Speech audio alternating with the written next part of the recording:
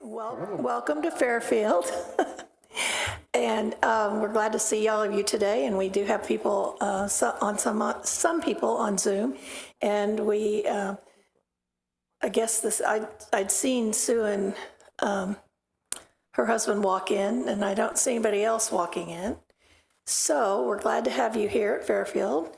If you don't know it already and you need it, the restrooms are down the hall to the right from the gathering area, and then there's one off the dining room. We do ask, because of the way our sound is and with our Zoom people, that if you've got your cell phone with you, that you either turn it off or put it on airplane mode. And there will be an offering today, and it will be to support the projects that Getry is responsible for and the work that she does. And if you want to make a donation, we will do an offering at the end of the program, and you can make your check out to Friends United meeting and put Getry in the memo line. And I think that's it. Is there anything else I'm supposed to tell them? Okay. All right. Then are you introducing Getry, or is it Jan? Okay. Jan McVeigh from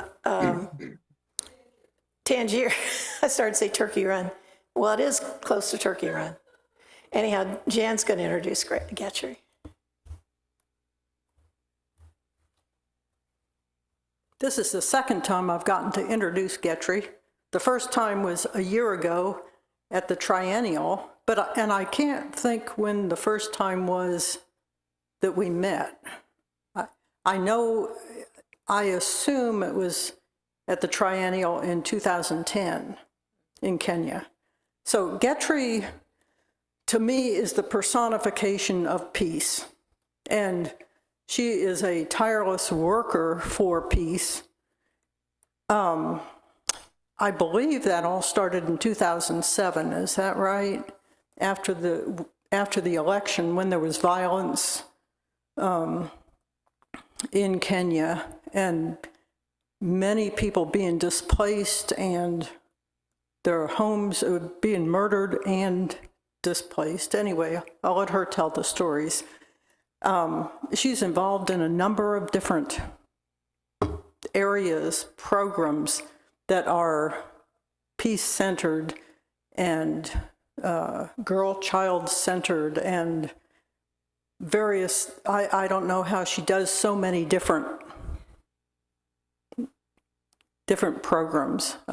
Anyway, I'm looking forward to hear what she has to say, and bless you. This is great. And thank you, Fairfield, for hosting this. So, Getry? Oh. I've been given a toy here that I was told that I don't need to do anything about it, but just talk. Good evening, friends. I think for me it's a privilege to be among you, and I feel really honored to be among friends who we are not related by blood, by name, but we are connected by faith. And that's what really means a lot to me. My name's Getry Agizah. I come from Kenya. I work with Friends United Meeting as a programs officer, and I do quite a number of items. I was asking my sister Dinah, which one do I talk about? So I really hope I'll be guided by the Spirit on how this conversation will go. But first of all, I'll start to bring to our notice that you'll realize I have an accent. So if you have difficulties understanding my accent, I'm a very patient lady. Just lift your hand up and I'll redo that word that I've messed up. I started my own training in peace work in 2003. And it was called Alternative to Violence. I don't know how many are aware of that program. AVP came to Kenya and was among the first people to be trained on alternative to violence, with a history that it was started in Green Havens, a prison in New York, by Quakers. But then when it landed to Kenya, we tried doing some trainings in prison setup. But we realized that as much as we are going to prisons, because that's why people are feeling so bad about their life, we actually are missing out the community that is coming in prison. So why not go back to community and start doing the work in community? So as I speak today, AVP in Kenya, it's more based in community than prison, so that we reduce the numbers in prison. I'm working on various projects, as I said, and I'll start with the peace work, and then a little, on girl child education, and a little bit about the boy child education. When I did this training in 2003, at that time Kenya was a very peaceful country. All countries in the world were holding Kenya as a blessed place where God was existing. And as much as Rwanda as a country, Burundi, Congo are going through the civil war, Kenya was the receiving land for visitors who wanted to go and heal those nations. And so it became as a mediation group of people. But in 2007, after a very highly contested election, it's when you realize that we are actually not angels, we are human beings. And so that brought us to understand that we are normal, we are not artificial, and we have feelings, and people can hurt. 2008, in fact 2007, December 27th, was the beginning of bloodshed. A time where you are expecting life will be normal with your neighbor, who has no relation with any politician, but just because they are unfortunate to be from a tribe you do not support, he gets a slap from you because you feel the results are not favoring your side. It was a time that the face of the world turned against so many people. So many properties destroyed, many people were killed, and thousands of families were displaced. Kenya is a community that has 42 tribes. But during that violence, it was actually 3 major tribes strongly fighting among themselves. But because the other tribes making 42 are small tribes, they are equally running for their safety, because you do not know if the next attack will be you. A country is shaped in a way that since the starting of the beginning of independence, anybody could buy land anywhere in Kenya and live. You do not have to live where your tribal ancestral land is. You can leave your ancestral land and buy land somewhere else. And we have one major tribe that is blessed economically because they are business people. It's a community that is known well in business. And this community is the tribe that goes beyond their own community to buy land to do businesses. And so they're everywhere in Kenya. And unfortunately, they became the target during that violence. And so many of their families were displaced. What did we do? At that time, since I had some AVP skills, when Eden Grace, the late Eden Grace, wrote messages and asked, can we meet as Quaker leaders and ask ourselves, where are we? How can we stand up to be counted? Because we keep on talking about we are a peace church. In fact, we say we are a historical peace church. When you go to the internet, you'll see Quakers and Methodists are historical peace church. So this is the time to live our history and be it. What are we going to do? And so anybody could be able to travel, because at that time the roads were blocked. The young people, and in this context, the young people is between the age of 18 to 35, had blocked the road. They were damaging, stopping vehicles to pass, asking for money or phones to steal from people. So people are not traveling. Shops were closed. But then here is a call Eden saying that can we meet as Quaker leaders and ask ourselves, what do we need to do in such a situation? And pressure was also in the whole world because everybody was looking at Kenya and asking what is happening in that country. Are our people safe? How are people handling it? What are they doing? How do we help? And so all this goodwill and good energy was coming around us that leaders agreed to meet within a 2 days notice. And we went to Kakamega, a place called Shewe Guest House, where we all assembled. And eventually, 125 leaders made it safely to this hotel. I have no idea how Eden managed to make Mary Lloyd leave America. I don't know if you know Mary Lloyd. Mary Lloyd is a citizen of the US. I think she's a Quaker who has been involved a lot in work. And so I don't know how they had that short notice for her to come through Uganda and then be brought to Kenya. Because I remember during this conference, she appeared among friends. And her purpose was to remind us about George Fox and the peace testimony. And then you started asking, where do we start from here? So there was a lot of immediate response, like making sure we buy soft food for children and elderly women, and then we make sure that we supply sanitary towels to girls in IDP, internally displaced camps. We made sure that we are giving supplementary needs. But not only food and blankets, we also made sure that we were driving around with our hospital ambulance. The Quaker hospital, the Kaimosi and Lugulu, gave ambulance and doctors and nurses in these internally displaced camps so that they're able to take care of the medical needs that are needed. At the same time, we are also traveling with a team of counselors so that they're also responding to the emotional damages that were there and anybody was willing to talk to. So as we continued, we were trying to look on how we can have a healing path and then think about reconciliation, because one, these are victims, they're broken, they need to start healing. But still they'll get to a point we need to talk about reconciliation with the community.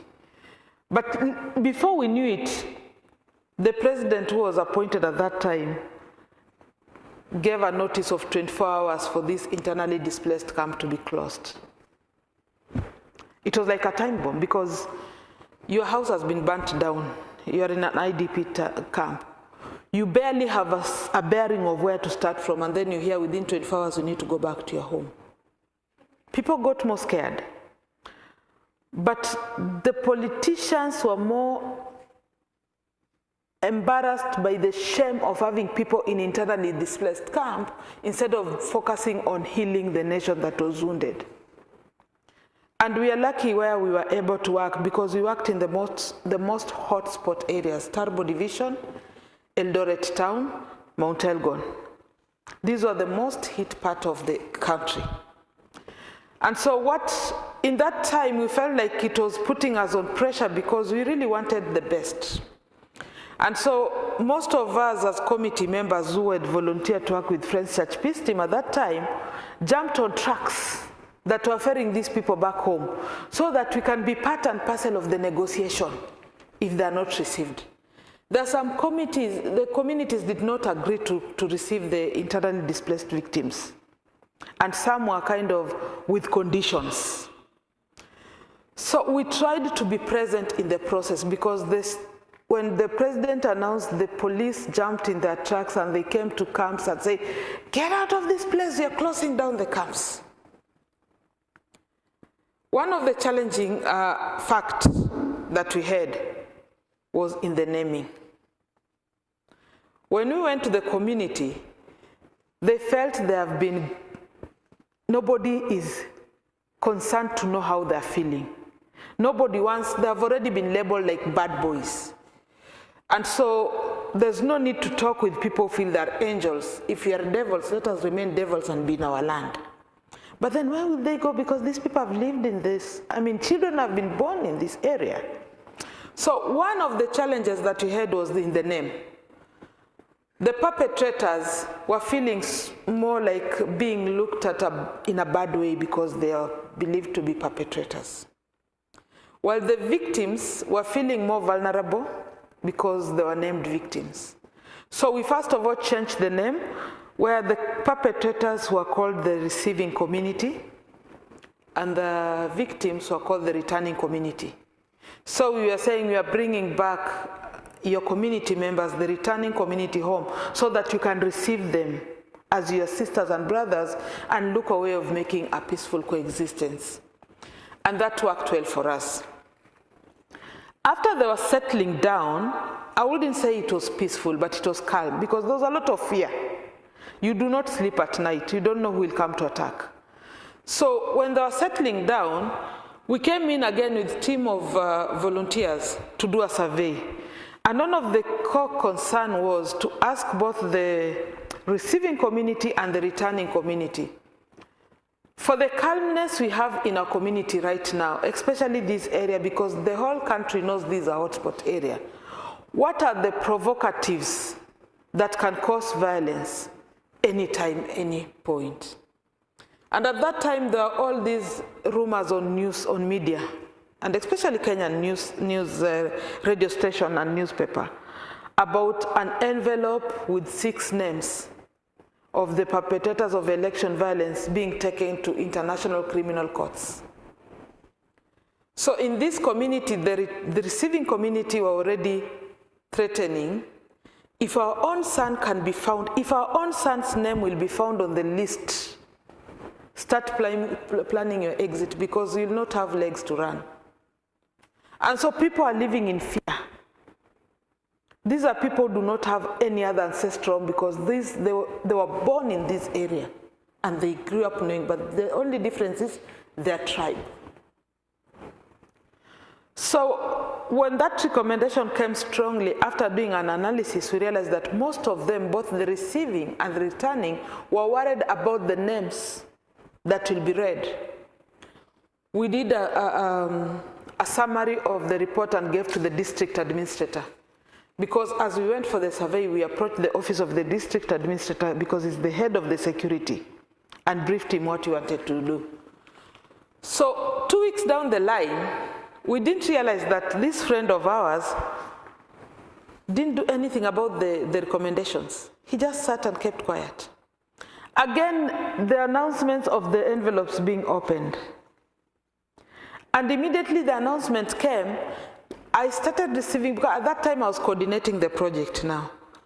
Members could call me from these communities and say, you Friends people in Kenya, Quakers are called Friends. You Friends people, why did you lie to us? You told us that you'll advise the government, but the list is still going to be read. In fact, they're saying they're reading next week. So together with Eden and other leaders of the Quaker fraternity, we asked ourselves, what do we need to do? And so we had no option but to take the report we had and gazette it in a daily newspaper in Kenya. We bought a page and gazetted our report there. The provincial administrator of the area got to read this information from the newspaper. And he called the district administrator, who was like, boss, I'll look into that. And then he called my chairman and said, why do you want to sack me from my job? Why do you want to make me look like I'm not doing my work? You go write another paper and say whatever you had posted were rumors. And so we told him, we went to his office and told him that, you know what, we are Quakers, we stand for the truth. And what we wrote was the truth. And he gave us an option that if you're not going to do that, then you'll never work in my area. And said, fine. There's one arm that has to be cut in this situation. And that arm is not us working in the area, but the paper speaks on the truth. But the good thing is, at that time, I think the provincial administrator realized the problem that was on the ground, and they beefed up the police. But one of the things that was a turning point for us was that with his advice to the panel of the security and the investigations that the government was handling, there was a required formation of a Truth, Justice and Reconciliation Committee. so that this committee can visit people and do another survey before the list is read. And by the time they brought the TGRC in action, we now got an opportunity of assessing, if you want to have a sustainable peace in this area, where do we approach? And most people will tell you, the older men are the people advising the young people to go to fight. So if you have meetings with the older men, you will have an opportunity. Now, this is a community of brothers and sisters. You sit with these older men in a meeting for 2 hours, none of them has said a word. And immediately you leave, they talk their language. So it's hard to have a reconciliation with such a people because you don't know what they want to hear and what they are thinking. So I came in and I said, I've done AVP skills. And AVP goes so well with the young people. If the older men who are in their 70s, 80s are blessing the young people to go to the streets, let us approach the young people with trainings. If the young people have been trained and they understand where they are, they choose a positive option. These older men will never carry those stones and bring them on the road. They don't have energy to do that. So we all agreed we go in with AVP workshop for the young people. The first 5 workshops was very difficult because you call young people, one of the things they were asking was, do we have sitting allowance? Sitting allowance means stipend for attending a workshop. And because we did not have funding for that, it was hard to keep them coming. So you'll go to a workshop expecting to have 25 participants, you only have 6. Number 2, in every workshop we try to do, there was a local area administrator spying to hear what you want to tell these young people. So however much they say when you start an AVP workshop, you have to go through the process and no people should come when it's already on the process going on. We had no option but to break some of those rules because the local administrator felt like they needed to spy and know what was going on. But I really want to think, because nobody told me directly, but I think they had a positive feedback from some of the workshops we did. Because after 5 trainings, when you plan for a workshop, you're calling 20 to 25 participants, we could get 65 young people, 75 young people, all wanting to do a training. And for us, it gets so overwhelming. And so we ended up having 42 workshops in this specific hotspot area, training the youth. One of the key tool or topic I felt like was really powerful was an exercise called Who Am I? Whereby a participant is asked to write 10 qualities whom they believe they are. And then they arrange the qualities from the best that is close to your heart. What you feel like, these are very dear quality to me. And the last, which is the 10th, which you feel like, well, this is just me, but I mean, it's not really what I'm proud of. And so they arrange from the best to the least best. And then we do a meditation by asking, turn the first leaf, look at it, read it, and tell yourself, this is who I really am. How do this me affect the community? How do this me affect my neighbor, my family, my children? If I have a future life, how will this go in with my life? And towards the end of the workshop, you'll find most of the young people were more into a peer pressure kind of group. They were believing, because in Africa, this is not just Kenya, anger is for men, fear is for women. I don't know about America. And so they believe anger makes them be strong and be feared. And that's what a man should be. But just doing that exercise, most of them realize that it is just a feeling that even a woman can have. And it does more damage if it's not well handled. And so by the time the Truth, Justice and Reconciliation Committee was coming up with the real perpetrators of the election violence, the man that we feared will be among the list was actually among the list. It was no longer a rumor. But the good thing is, when the boys were saying that, don't touch our own, when the list came out and the names were said, I was talking to one of the young men called Collins, who is a facilitator right now. And he said, well, Getry, I think we are tired of waiting for this politician. Let him go. If he's innocent, he'll come home and we'll celebrate. If he's guilty, let him pay for the things he has done. And that is the kind of the thinking we were really desiring. If Kenya was thinking this way in 2007, I wouldn't have raised my hand to slap a neighbor. And so, as we worked on, we were also consciously aware that 2013 we are having another election. So our journey was talking about what is it that we need to bring to awareness as a long-term process so that we do not get ourselves back to what happened in 2008, 2007, 2008. One of the things we thought was our people do not have an idea of the constitution that is ruling the country. I can easily burn your house because I do not even know your rights. I have no idea about you having rights, even if you bought land in my community. And so many young people can easily be arrested and find themselves in the wrong side because they do not understand what the Constitution is talking about. And so we did a robust civic education to our churches. Kenyan Quakers are the majority in the world, I think. And they are highly populated in most of these hotspot areas. So doing civic education to our church members, doing civic education with the neighbors, doing civic education with groups, women groups and youth groups. That has helped us growing. In 2013, there was tension during campaign. There was tension. But I also was involved in a lot of lobbying by coming to the US, and we did, I remember at that time it was not Zoom. I started hearing about Zoom when we had COVID. But in 2013, what we used was Skype. So we are having all these Skype meetings with Quakers around the world.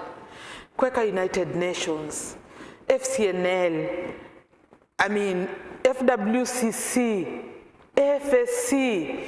Any Quaker who wanted to know about progress in Kenyan peaceful election violence prevention was among the friends who came on the Skype.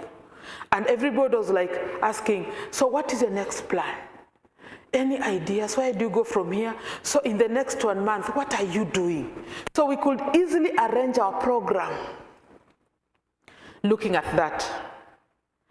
I came to the US in 2012. Towards the end of the year. And I remember I was 7 months pregnant, 7 to 8 months pregnant with my second-born son, my second-born child. And my message was to lobby among Quakers to write to their Congress and tell them, please speak to your people to tell the President of the US that we are concerned about the politicians in Kenya and the way they are carelessly speaking, because they were threatening each other live. Even in funeral, they'll come to a funeral, we mourn. We know a funeral is a place to mourn, but for politicians, it's a battleground. That's when they decide to see who is stronger than who. And they're not related to the deceased. But because that's where people will be, they want to show their levels. I remember going to Washington, D.C., and FCNL helped me manage to get to the representative of African Affairs office, and I met this lady. And after talking, I actually didn't talk because for me, I remembered people comments about President Obama's, was it Obama? In 2008, giving a congratulation message to the President of Kenya when things were hot. So when that dawned in my head, I just had to start crying and told this lady, I am a woman, I am a mother. Kenya is bleeding and crying. We do not want nations to bring money when blood is spilled. help us advise our president and our politicians to be very careful with their language, because we are still very young, democracy-wise, we are still very young. And lucky enough, 2 weeks after I was back in the country, a letter came from the US, American states, to Kenyan politician. And it was a clear message of America is watching. We are concerned about human rights violation. We are watching. And it was specifically for the 2 presidential members who felt like they were powerful and they had numbers behind them. And that put some fear in them. So the campaigns in 2013 got to a place, it was getting hot, but it came down and we were able to get into election. Not peacefully in a way because it was calm, but although not satisfying. And that's when, after the election, the opposition leader who did not win decided to use the other option of going to courts. And things remained calm. 2017, we went to election again, and there's this thing about African nations. I don't know if you have learned it.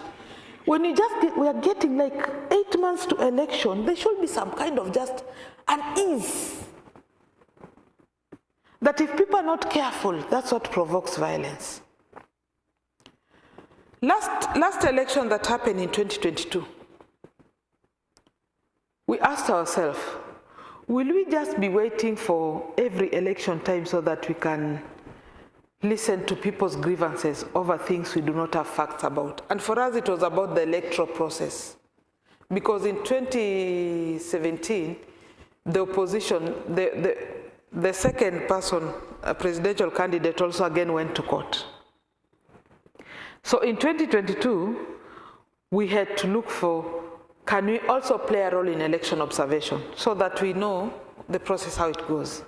And Kenyan Quakers, we registered 175 election observers who played a key role in making sure they have a report of every event that happened, about integrity, the transparency of the process, the free and fair process, if it was eligible, so that we gave our report according to how members observed the election. So it is a long process because we are handling a generation of trying to change a culture of what people believe in. And so next year, March, we are starting up to prepare long-term election observers. And this time, we are looking at election observers before the campaign period, during the campaign period, during the election period, and after the campaign period. And looking at, in case there are threats to violence, what are the intervention methods do we have? Because what I learned in my process working with Quakers around election issues, actually, it's no longer about election violence. What kills people or puts people in fear is rumors. I decide to listen to what you say and interpret it in my own perspective. My interpretation comes to you as a threat. And so you pick that threat, you send it to her, and puts fear in her that there'll be automatic violence. And so because it's already presumed in our mind, any little bang on a street, you start running or you want to defend because you feel there is violence. And so if we can deal with small conflicts in families, land is still a key thing in Kenya. And boundaries will always create problems in Kenya. That is a true fact. I'll not tell you that I'm coming to US to tell you, bring peace around boundaries, because we'll have that evil for a long time until we change our mind. And so we'll always have a boundary conflict. But the unfortunate thing is, if this is of this tribe, let's say a Luya tribe or a Luo tribe, she's a neighbor with a Kikuyu tribe, and this is a boundary which is just a planted kind of tree or something, and they happen to just have a difference here, it is an election violence because it's gone tribal. She'll mobilize the Luyas, she'll mobilize the Kikuyus, and they'll just have that violence all now. every now and then. So if we find kind of scenarios, we try to come in and bring mediation before it gets to that level of expanding into the extended family. So we are gearing towards that, and that does not mean that we are only dealing with the politicians and the situation at hand. No, we are also dealing with the young minds. In schools in Kenya, children are all in the same public school, if it's a private school.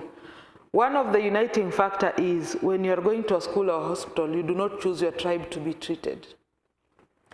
And so we are taking that as a center of bringing total reconciliation and working on the stereotypes our parents have fed us in. So we have what we call the Amani clubs. Amani is a Swahili word meaning peace. We have what we call the peace clubs, which is Amani clubs, that we allow children to talk about conflicts, violence, and tensions in their area. And so in the clubs, if they have questions about history or what happened, they write the questions to their patron, who is a teacher, who is in charge of the guiding and counseling group. If she's not able to respond, she'll send this question to my contact or one of the key people representatives in the area. And then we'll explore the question and go visit the school and talk with students. This is just because we have been living in a society whereby we say the youth are the leaders of tomorrow, but that's not true. Tomorrow is never there. They have to prepare the leadership as of today and start to think about positive ways of handling issues and conflict in a family. Start from that young age. And this is one of the darling programs I have, because I'm looking at, this was 2008, but I'm looking at 2035, if God keeps me alive to see that year. Kenya will be a mountain of peace and total healing. So that's actually what is more involved in my basket of peace building. And I love doing that work because I feel God has given me the right shoe to wear in my feet. Apart from that, 3 years ago, I happened to be recruited on Friends United meeting as a staff. Basically to work in the role of the missionaries who are coming. We had Eden Grace, then we had Sean and Katrina, who came in to work on that, in that office. So when Sean and Katrina left, I took up their responsibility. And one of the biggest responsibility I have, I represent Friends United meeting to the board of Samburu and Turkana, which means I have to be part and parcel of the community in everything they're doing. But I'm only not just being on the board, but looking at the program, the Girl Child Education Program. Girl Child Education Program has a history of over 16 years. And as we speak today, we have over 600 who have benefited from this program. And it's been doing well apart from when COVID came and we have had a difficult challenge in being able to have enough funds to support their education. Girls are picked from communities in Turkana and Samburu and Mount Elgon who have been subjected to cases of early marriages and female genital mutilation. And so they are rescued at the age of 12, 13 years to be taken to a boarding school. And that's when FUM comes in. If they go to a boarding school, FUM fundraises to support their academic for 4 years in school. And for 4 years they're in school, we try to make sure that the fathers do not have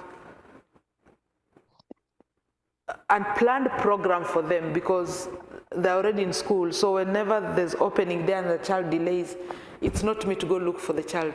It's the area local chief who will go look for the child. So the father feel like, well, I don't have any options here.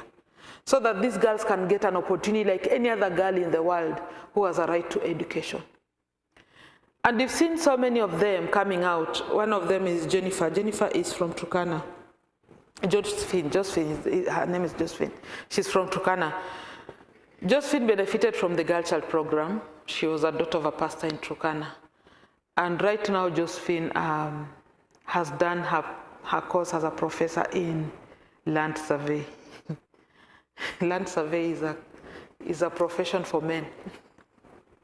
But Josephine takes it proudly, saying that I want my uncles to see me as me doing what I love best and not feel like I'm a weakling.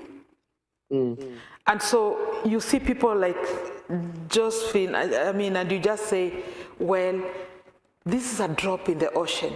But that doesn't mean that we have not done anything. Even if the red is disappearing, at least there is a step.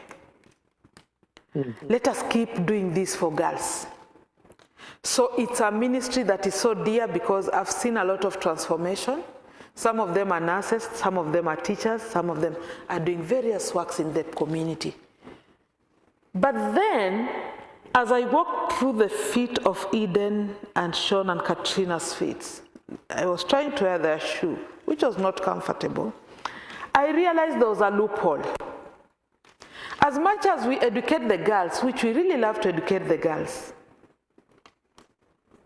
even if there are 1,000, it's hard to change the culture that we desperately need to change. I'm praying to get to a point where Turkana, girls are not forced to get married early. But it's a culture I am finding difficulty to change because the custodian of the culture are men. And so if the boys are not taken away from this culture, they'll continue practicing it, however much, how many girls have done what? Have educated. And some of the culture that you talk about, like female genital mutilation, they do not do it at home.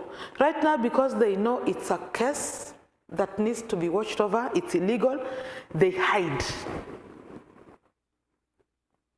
These are communities where women have no voice. So one of the dear projects that has come up at hand is how do you take care of a shepherd boy? Mold a shepherd boy so that the shepherd boy's life is not about taking care of the goat and the cows. Rather, it's about how do the world reason outside there. To be honest, if somebody comes from Turkana and comes to my place called Kakamega, they look up and say, we have arrived in Kenya. And they're in Kenya actually, Turkana is in Kenya. But to them, they're not in Kenya. So many young men at the age of 5, 6, 7 years take care of the animals.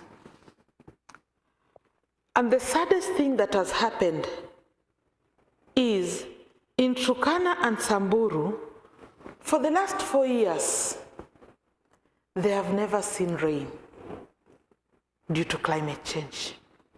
And so, the animals these young boys have been taking since they were age 5, they are now age 17 to 18, 20.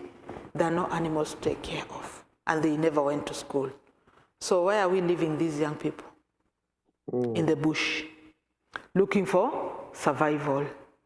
And so they end up killing people to steal from them. Because of the high demand of dowry, so many young people between the age of 17 to 28 have grouped into clusters. They're asking for over 100 cows. You're 24. Where will you get 100 cows? And the father of the girl you want to marry needs 100 cows before he gives you a wife. So let us team up as 20 people, 24 people. We go steal cows from your home.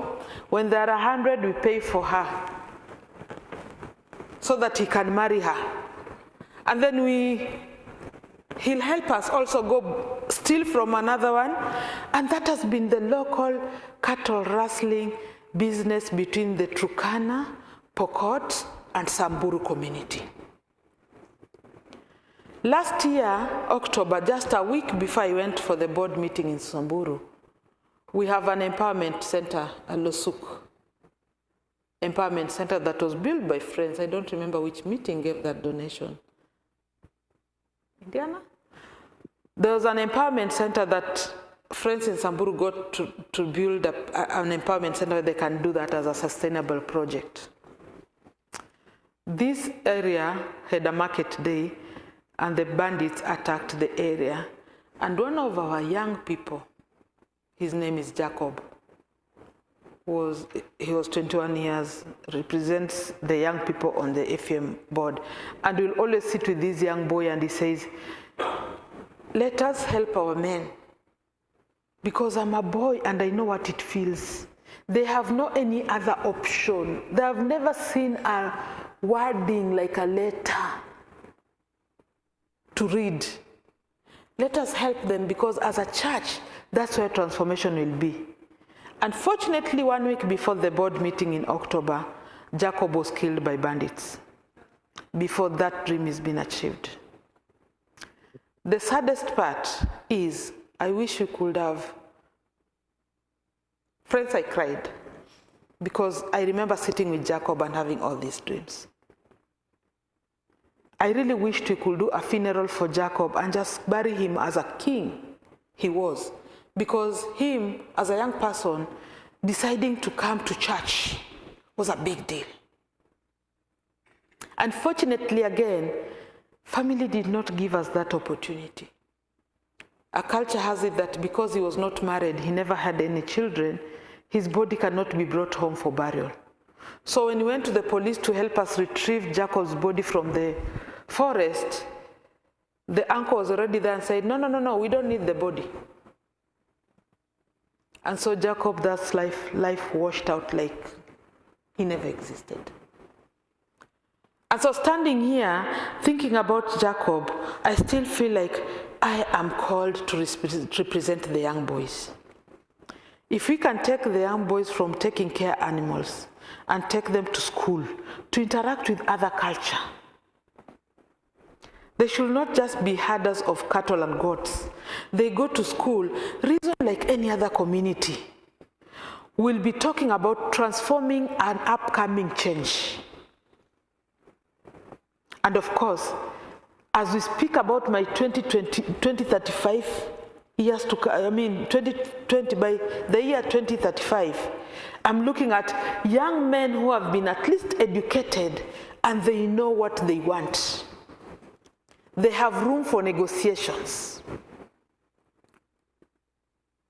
Grace, one of the girls who is a teacher, she's a beneficiary of the girl child,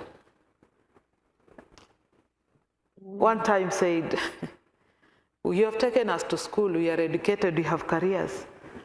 Kindly get us men who can marry us. You'll actually think she talks about getting men from other towns to come and marry them. That's not what she meant. She meant the reasoning of our men is beyond understanding. Help us educate our boys so that we can have husbands who can reason with us. So friends, as I speak about these projects, I'm seeing a hope that is so ambiguous, it's uncertain, but somehow I'm comfortably believing we just need to hold each other's hand and achieve what God has planned in this ministry. And so I want to thank friends. I know USFW has played a key role in supporting girl child education. Let's not get tired. There's a verse in the Bible that talks about my father's house has so many rooms. So I want to believe this is just one of the rooms we are tapping. We are just walking at the entry door. Let us not get tired, however the situation is. Let us walk in faith and confidence that our giver, our creator, is leading us towards the right direction. God bless you.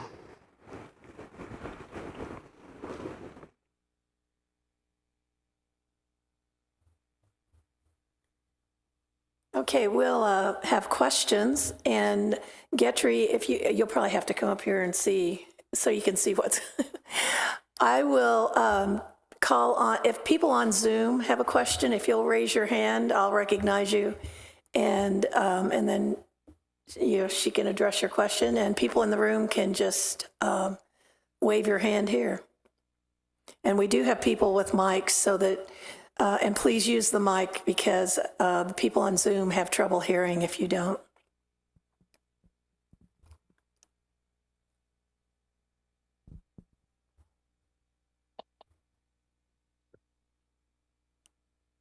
So do you have a question on Zoom? No. I thought Chris waved his hand, I guess. Can you I'm hear me? not sure if you caught the fact that Turkana and Samburu, or at least Turkana, has not had rain in 4 years. That seems unbelievable to us here, but no rain for 4 years.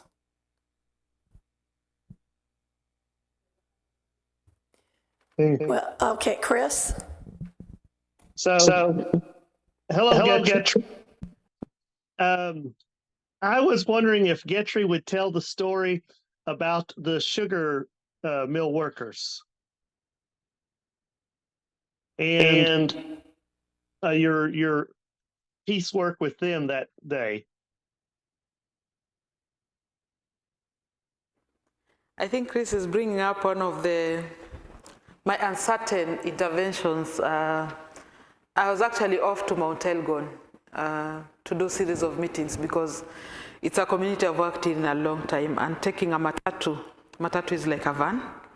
It's a public transport for us in Kenya.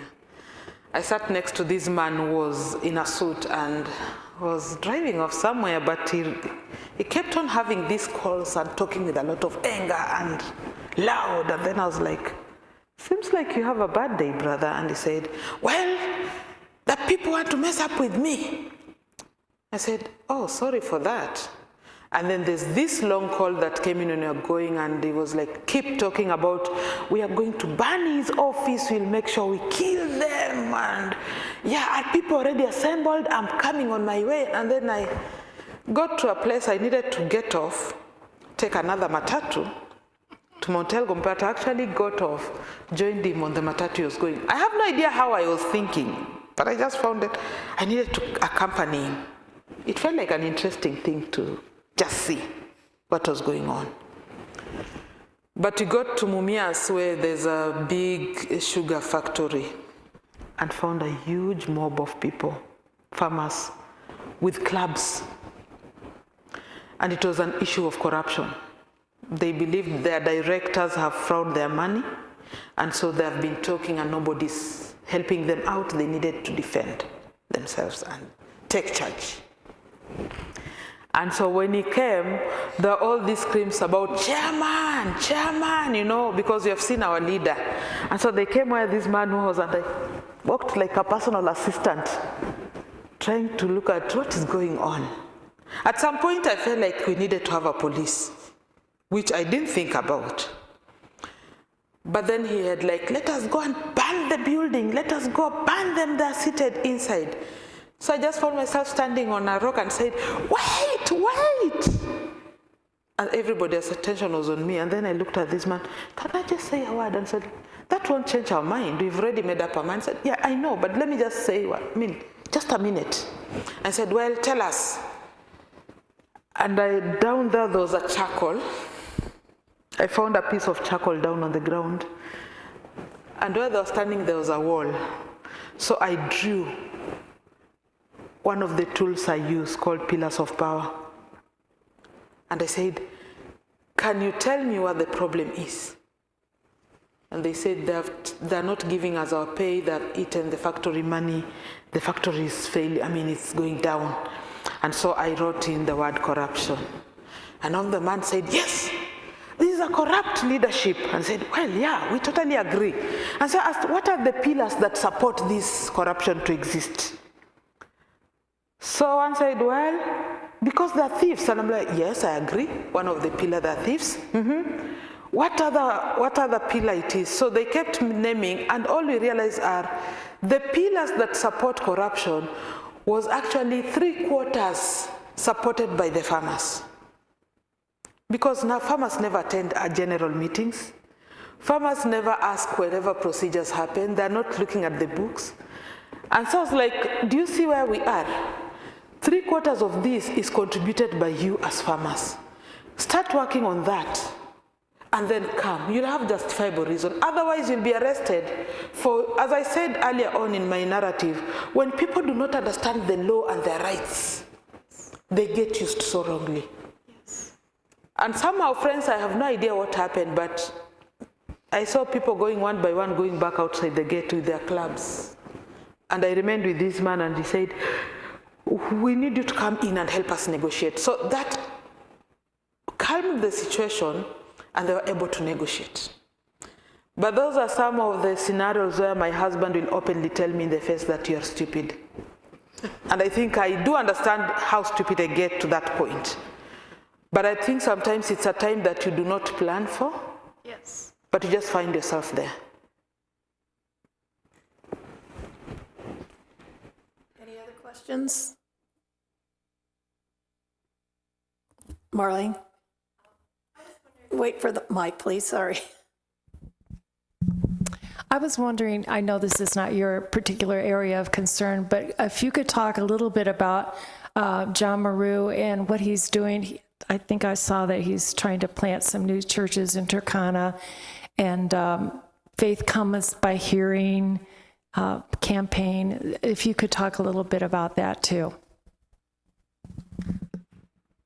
John Maru, who was the former director of Turkana Friends Mission, is now the head of the mission in the whole commission of Turkana. In fact, 2 days ago, I received a message he's on his way to South Sudan to start up Quaker Church. He's been welcomed by the locals. It's a place people do not know how to read, a place where people have never gone outside their own culture, a place in South Sudan people do not even know the world exists. And so John Maru goes there, and his intention is to plant church. And it's a community where I think their tribe and Turkana are kind of understanding each other as much as the language is different. But his mission is to try and see if the Quaker church can grow into Southern Sudan part, because we do not have Quakers in South Sudan. And how did it start? It started by him giving, how do you call it, local literacy program for the people who have not gone to school, trying to help them read a Bible. John Maru in Turkana itself has also helped us an immense step by making sure that women who have never gone to school and they just want to understand how to read a Bible and even be pastors come in, and they're trained on how to read a Bible, how to be able to talk in a public place and give a speech. And that has been as an adult learning, adult literacy center. So these are some of the activities that he's actually doing at the moment. Any other questions? One thing, oh, Jade.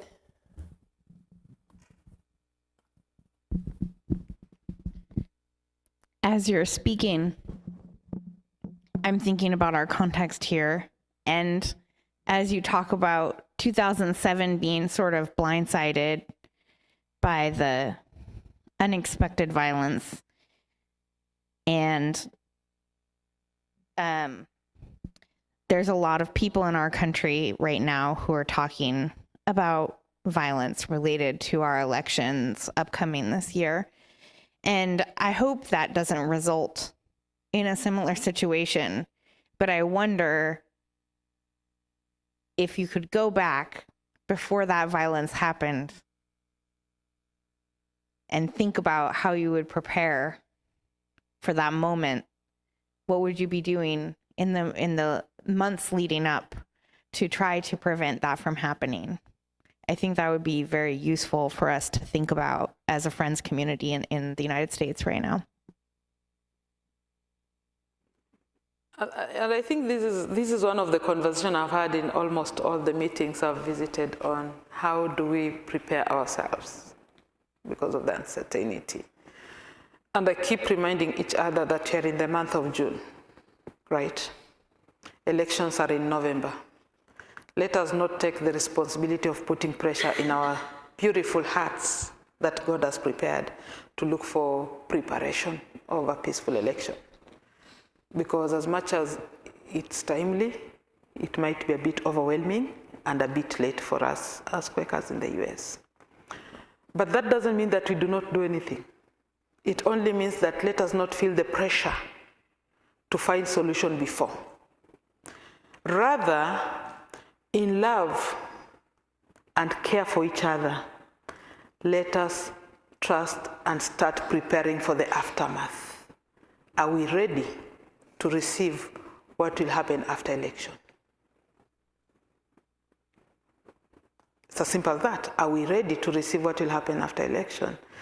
And one of the saddest things, and I think I said this in the board, Sarah, unlike Africa, one of the scary things about America is, one, we friends are more individuals than community. I'll be very honest with each of us. And that is itself, it's poison. I've never seen where my Bible tells me I can stand by myself. Because Jesus in his ministry talks about be your brother's keeper. And those brothers might not be nice. Trust me, they might not be angels. Look at the story of Cain and Abel. It's reflected there. They might not be the best friends, Joseph and his brothers. But they are our brothers. So that's the question. How are you living with your neighbor? Apart from just putting that placard out there for them to read for themselves. For me, don't even put love thy neighbor in front of your garden, in front of your yard. Don't put it there. But be willing to just show it. You can be in a Walmart store, or Walmart store, you want to buy your shopping, and you meet this friend who is on the other side and says, I know you belong in this party. You are, I don't know how you call your political parties. And immediately he says that he wants to throw you under the bus, and you agree to go under the bus and lie before he even throws you there. Because he wants to put fear in you, make you get discomfort, disturb your peace. And then you come home, it's going to be bad. He has won because he's put you where he wants you to be. But how do we interact with such forces? We can change topic, bring up something that you feel like, well, I can see you there. If his greetings are about what he believes in, good. I'm glad you're doing okay. So that it's never a discussion. Rather, there are things that we value more than just the statement. Because by the end of the day, come November, election will come and go. But we as people will be there to receive the aftermath. And especially Quakers, let us be at the forefront of opening our arms. Because there will be those who will be celebrating, there will be those who will be mourning. Let us stand as a neutral, loving friend. Number two, my biggest fear, which I don't know how we are going to deal with, is there's a lot of guns. In Kenya, we have guns, but illegal guns. Here, it seems like it's not even open. May God forgive us. Because the people have the most energy. Go find out. You'll find that the people who have guns. And that's when I say, and I go back to Kenya, my friends, I'll not go and sleep. I'm going to pray for America and the election that is coming up. May God show his mercy and stand in the midst. But let us remember to love one another.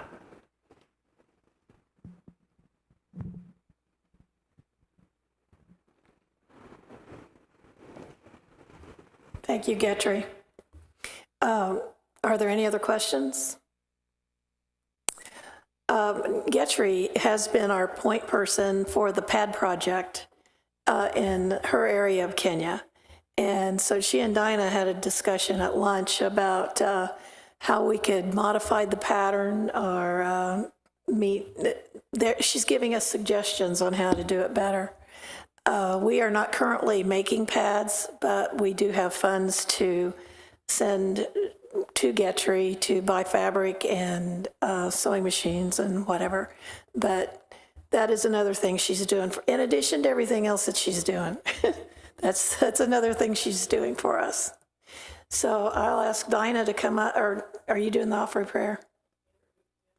No, you can do it. And so we'll take up our offering and make your checks out to Friends United Meeting and put Getry in the bottom line, in the memo line. And when Dinah gets done, we have cookies and lemonade and iced tea in the dining room. So please join us. You can talk to each other and talk to Getry if you have more questions. And anyhow, just join us for some cookies. Stay in the cool area for a little bit longer. We have ushers that could come forward.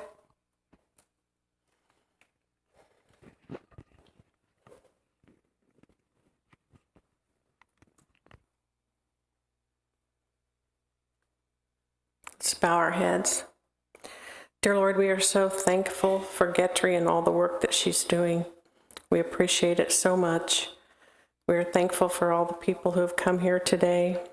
We ask that you bless the money that we are about to receive, that it will be used for your purpose. In Jesus' name, amen.